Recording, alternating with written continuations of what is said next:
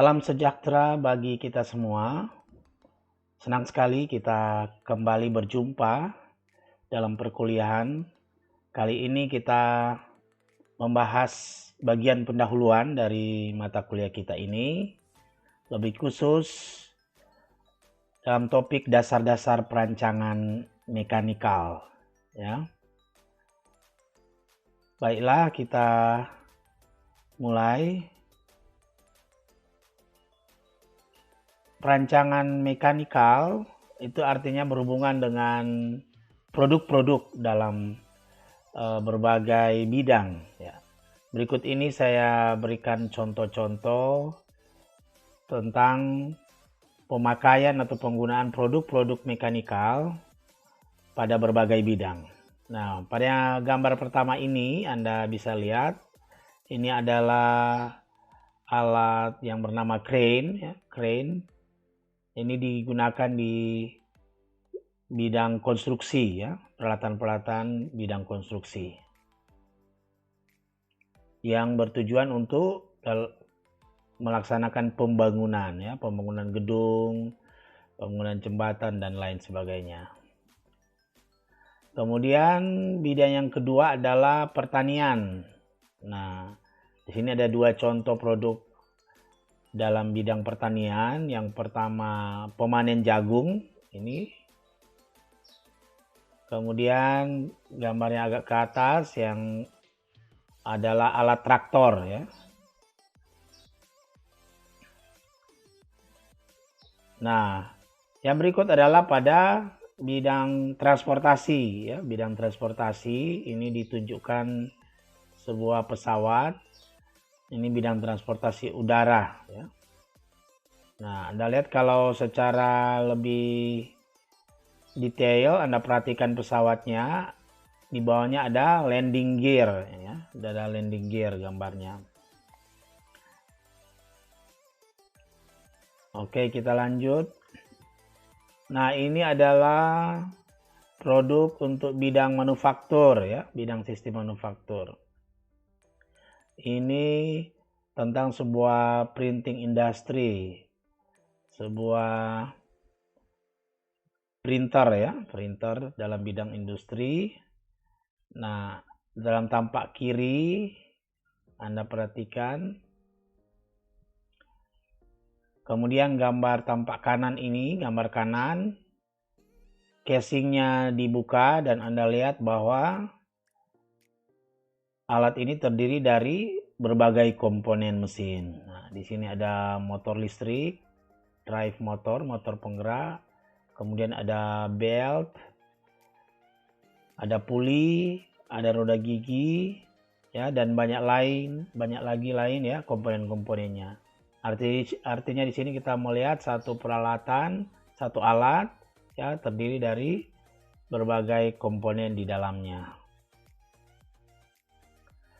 Nah, kalau produk konsumen, ya, produk perorangan biasa di rumah-rumah, contohnya adalah bor tangan. Nah, ini gambar kiri, bagus sekali gambarnya, foto, ya. Tapi gambar kanan ini kita lihat benda yang sama, tetapi ditunjukkan bagian dalamnya. Nah, Anda lihat ternyata satu produk terdiri dari berbagai komponen atau elemen mesin. Nah, di sini ada roda gigi, ada poros, ya, ada bantalan, ada juga elektrik motor di bawah. Oh, di bagian tengah ini agak besar, ya. Nah, jadi di sini Anda mendapat gambaran bahwa dari berbagai produk-produk yang ada, Anda tahu bahwa satu produk terdiri dari berbagai elemen-elemen mesin atau komponen-komponen mesin. Nah, sehingga kalau kita bicara perancangan mekanikal, ya, perancangan mekanikal atau mechanical design, maka itu tidak lain adalah atau bagian utamanya adalah perancangan elemen-elemen mesin, ya. Perancangan elemen-elemen mesin. Karena sistem mekanikal atau peralatan mekanikal terdiri dari elemen-elemen mesin. Oke, berarti agar mampu merancang peralatan atau sistem mekanikal, Anda harus memiliki kemampuan dalam merancang elemen-elemen mesin. Ya, Anda harus mempunyai kemampuan dalam merancang elemen-elemen mesin agar dapat merancang satu peralatan. Dan Anda juga harus mampu menggabungkan ya elemen-elemen tersebut dalam satu kesatuan yang dapat memenuhi kebutuhan pelanggan atau kebutuhan masyarakat. Nah, jadi intinya di sini adalah belajar dulu merancang bagian-bagian mesin atau elemen-elemennya, baru Anda bisa dapat melakukan perancangan dalam satu kesatuan utuh sebuah peralatan. Oke, sekarang hal-hal apa atau kemampuan apa yang diperlukan untuk melakukan suatu kegiatan perancangan mesin ya. Ini mungkin jadi pertanyaan juga dalam diri kita masing-masing untuk mempersiapkan kemampuan kita masing-masing. Nah, yang pertama kita harus memiliki kemampuan dalam melakukan sketsa atau gambar teknik ya. Gambar 2 dimensi, 3 dimensi. Baik secara menggunakan gambar manual, gambar dengan tangan, ataupun menggunakan software atau perangkat lunak ya. Hal ini tidak bisa kita hindari di zaman sekarang bahwa penggunaan software atau perangkat lunak menjadi satu keharusan ya. Nah, ini saya harap kita juga semua sudah memiliki kemampuan ini ya di semester 1, semester 2, dan seterusnya. Kemudian yang kedua, kita harus memiliki pemahaman tentang material ya, material, prosesnya, dan bagaimana pabrikannya atau manufakturnya. Yang berikut adalah kita juga mengerti tentang aplikasi atau penggunaan kimia ya, seperti perlindungan korosi, corrosion protection, plating dan painting ya, pelapisan permukaan produk ya. Atau kita mungkin sering mengenal istilah pengecatan. Oke. Yang keempat, kita harus memiliki pengetahuan tentang statika, dinamika, mekanika kekuatan material, kinematika, dan mekanisme ya. Saya kira ini kita sudah pelajari ya di mata kuliah sebelumnya ya. Kemudian kemampuan yang kelima yang perlu kita miliki adalah oral communication atau komunikasi ya, komunikasi secara oral, secara lisan, komunikasi mendengar, teknik menulis ya, penulisan ya, cara menulis, dan juga teamwork atau kerjasama tim ya, juga harus kita miliki. Nah, kemampuan nomor 1 sampai 5 ini ya diharapkan Anda sudah memilikinya ya sebelum mempelajari mata kuliah ini. Kemudian kemampuan yang lain yaitu adalah tentang mekanika fluida, termodinamika, dan perpindahan panas ya. Nah, ini kita perlukan juga kalau pada saat kita merancang alat-alat yang berhubungan dengan mekanika fluida, misalnya pompa air ya. Atau yang berhubungan dengan termodinamika dan perpindahan panas, misalnya komponen-komponen pada pembangkit listrik ya, pembangkit listrik tenaga panas bumi misalnya. Nah, itu juga kita perlu pengetahuan ini. Kemudian yang ketujuh adalah pengetahuan tentang masih sama tenaga fluida ya. Kemudian ada mengenai listrik ya, electrical. Nah, ini juga kita harus belajar tentang listrik dan kontrol ya. Dan masalah kontrol ya, kontrol otomatik. Nah, ini kita akan dapat di mata kuliah yang lain ya. Kemudian pengetahuan tentang experimental design ya, perancangan eksperimen, begitu juga tentang pengetesan material, dan ini computer aided engineering software. Nah, ini juga penting ya, computer aided engineering software ya. Nah, ini kita akan peroleh di mata kuliah yang lain, di kurikulum kita ya, di kurikulum teknik mesin. Kemudian kemampuan yang ke-9, ini adalah suatu kemampuan yang harus kita kembangkan dari sekarang sampai seterusnya ya, jangka panjang ini ya, kreativitas, pemecahan masalah, dan manajemen proyek ya. Ini kita belajar ya, bisa dikatakan belajar sepanjang hayat ya. Karena kreativitas ini diperlukan baik dalam kita kuliah maupun kita bekerja, kita berkarir ya, itu diperlukan terus. Oke, yang ke-10 stress analysis ya, analisis tegangan ya. Kemudian yang ke-11, nah, pengetahuan yang spesifik ya tentang elemen mesin. Jadi yang ke-10 dan ke-11 ini khususnya akan kita pelajari di mata kuliah ini. Ya, jadi kemampuan kita di poin yang ke-10 dan ke-11 ini akan ditingkatkan dalam mempelajari mata kuliah kita saat ini ya. Lebih khusus ya tentang gears ya, roda gigi, tentang belt atau sabuk, tentang rantai chain, tentang shaft poros, tentang bantalan bearings ya, dan komponen-komponen elemen mesin lainnya ya. Itu akan kita secara khusus akan kita dalami di mata kuliah kita ini untuk kedua poin ini ya, poin 10 dan 11. Oke, baik adik-adik mahasiswa, kita tiba pada satu flowchart ya, atau langkah-langkah proses perancangan. Nah, ini satu poin yang sangat penting ya dalam kita mempelajari perancangan mekanikal atau perancangan mesin. Pada umumnya ada 4 langkah yang harus kita lakukan, yaitu langkah pertama mendefinisikan spesifikasi ya. Kita mendefinisikan spesifikasi.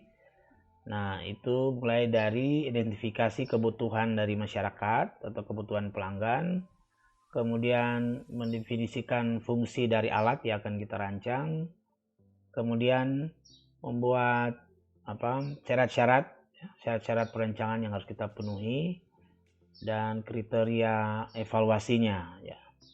Itu langkah pertama. Langkah kedua dalam proses perancangan adalah membuat konsep ya, membuat konsep rancangan atau konsep produk ya, membuat konsep. Kemudian langkah ketiga adalah membuat keputusan ya, membuat keputusan memilih konsep terbaik.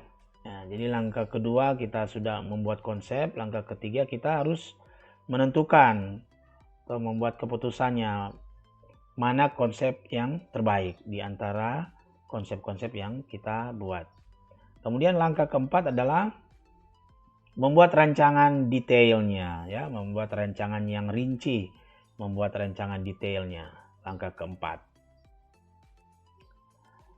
Nah, di sini ada anak panah misalnya pada langkah kedua ya, ada anak panah ke atas ya. Ini artinya bahwa ada kemungkinan setelah kita sampai di langkah kedua, kita harus kembali ke langkah 1 ya. Mungkin saat di langkah kedua kita berpikir di awal perancangan kita masih keliru, kita perbaiki, jadi kita kembali ke langkah 1.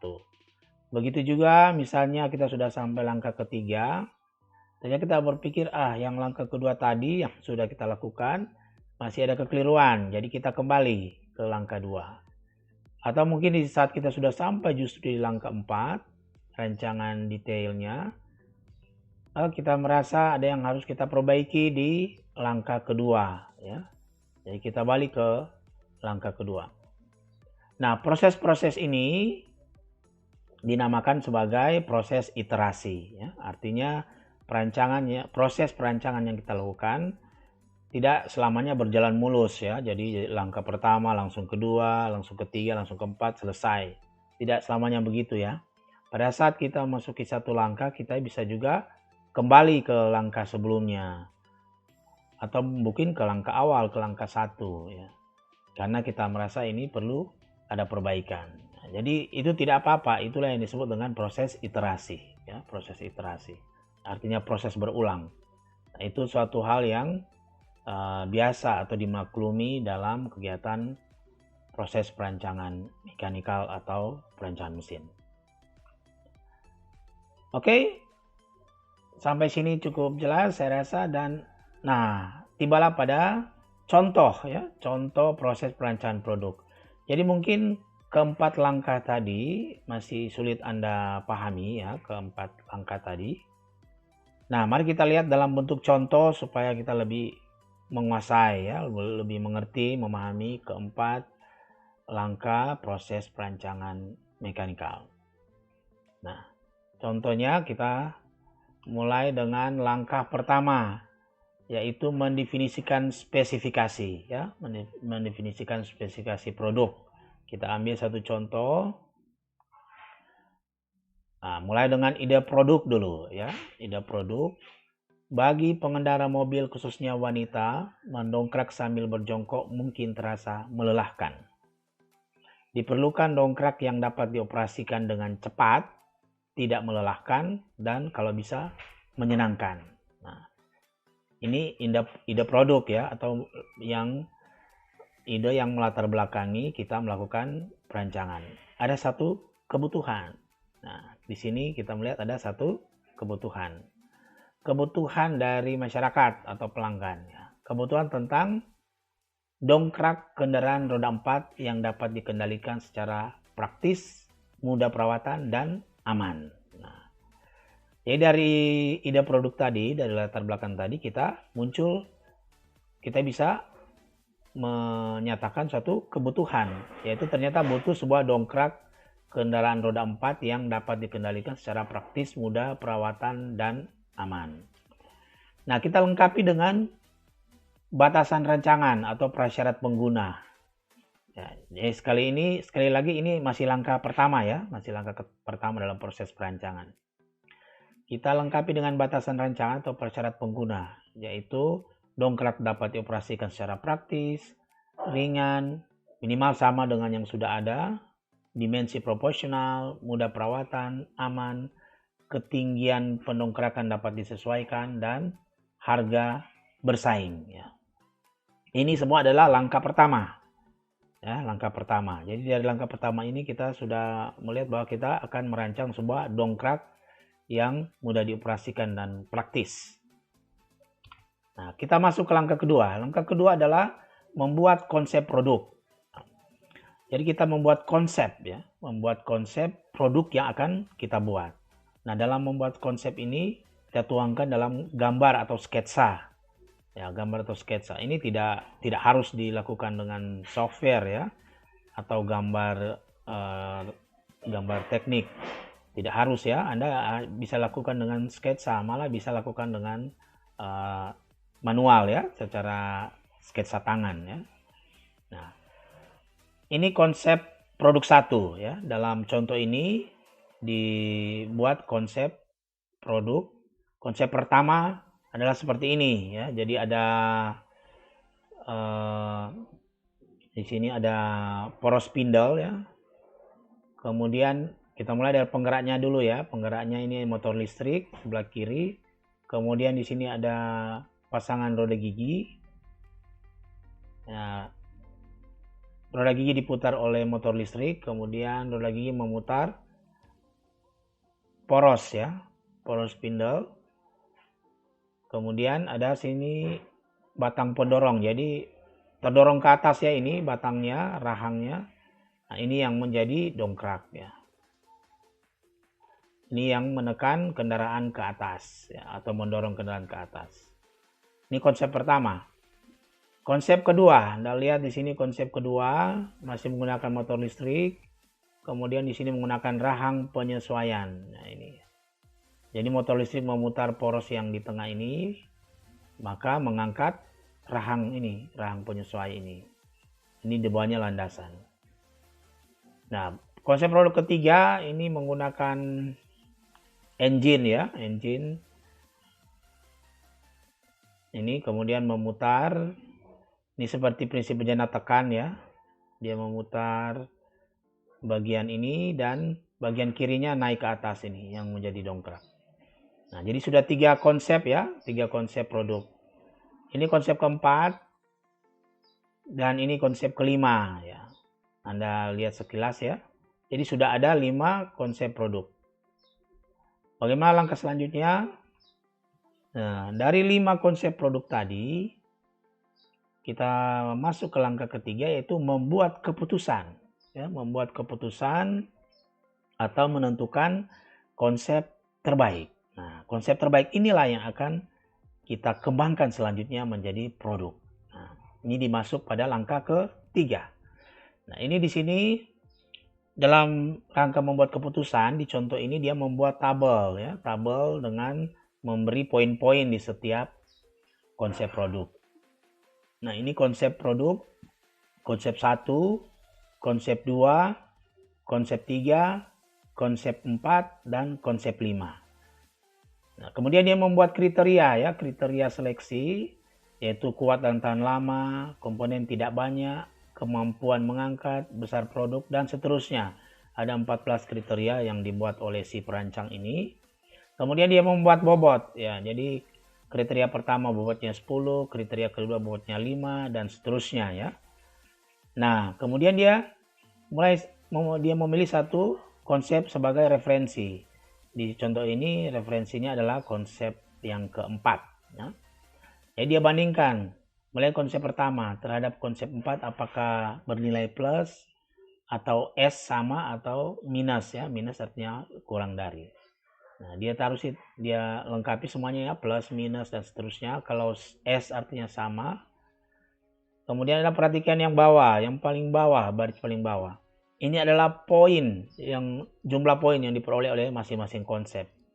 Konsep pertama memiliki poin 21, konsep kedua memiliki poin minus 11, konsep keempat memiliki total poin 4. Konsep keempat pembandingnya ya. Tadi konsep ketiga poinnya 4. Konsep keempat ini pembanding jadi poinnya 0. Konsep kelima minus 12. Nah, dari semua poin ini yang paling tinggi adalah konsep pertama yaitu poinnya 21. Nah, dari sini diambil kesimpulan bahwa konsep terbaik adalah konsep produk pertama. Nah, disinilah mengambil keputusan bahwa konsep terbaik adalah konsep produk yang pertama. Jadi, yang akan dikembangkan selanjutnya menjadi produk sesungguhnya adalah konsep pertama. Oke, berarti kita lanjut ke langkah keempat. Langkah keempat, kita mengembangkan konsep produk pertama tadi. Nah, saya balik lagi ya. Nah, ini konsep produk pertama tadi ya, yang terpilih sebagai konsep terbaik. Nah, sampai ke langkah keempat, yaitu rancangan detail ya, rancangan detail. Rancangan detail ini terdiri dari pemberian bentuk ya, pemberian dimensi dan dimensi atau ukuran-ukuran ya, dan pembuatan gambar. Nah, ini sudah ada hasilnya ya. Gambar 3 dimensi, kemudian dilengkapi dengan gambar 3 dimensi komponen-komponennya. Nah, ini Anda lihat tentunya. Nah, itu sebabnya saya bilang software tidak bisa kita hindari ya. Kita harus bisa menggambar dengan software. Karena software akan memberikan kemudahan untuk kita membuat gambar, teristimewa gambar 3D ya, gambar 3 dimensi dan bahkan simulasi geraknya. Dan dilengkapi juga dengan gambar 2 dimensi ya, sebagai gambar kerja atau gambar teknik untuk membuat produk ini ya di workshop atau di bengkel. Oke, kita sudah menyelesaikan ya satu contoh ini, contoh membuat dongkrak dari langkah pertama sampai langkah keempat. Nah, sekali lagi ya, saya katakan bahwa tidak selamanya mulus ya, langkah 1 sampai langkah keempat. Kemungkinan juga Anda akan balik, dia sudah langkah ketiga, balik lagi langkah 1, balik lagi langkah 2, dan seterusnya. Ya, itu biasa ya. Nah, dalam contoh ini juga, walaupun disajikan secara berurut langkah 1 sampai 4, tapi dalam pelaksanaannya juga mereka tidak semulus itu ya, sering balik lagi ke langkah-langkah sebelumnya, sampai menuju ke langkah final yaitu langkah 4. Nah, saya rasa sudah mendapat gambaran umum ya tentang bagaimana cara merancang produk mekanikal atau rancang peralatan dan mesin. Oke, para mahasiswa sekalian, saya ucapkan terima kasih untuk perhatiannya dalam menonton video pembelajaran ini. Tetap belajar, semangat ya. Kita berjumpa lagi dalam pembelajaran berikutnya. Terima kasih.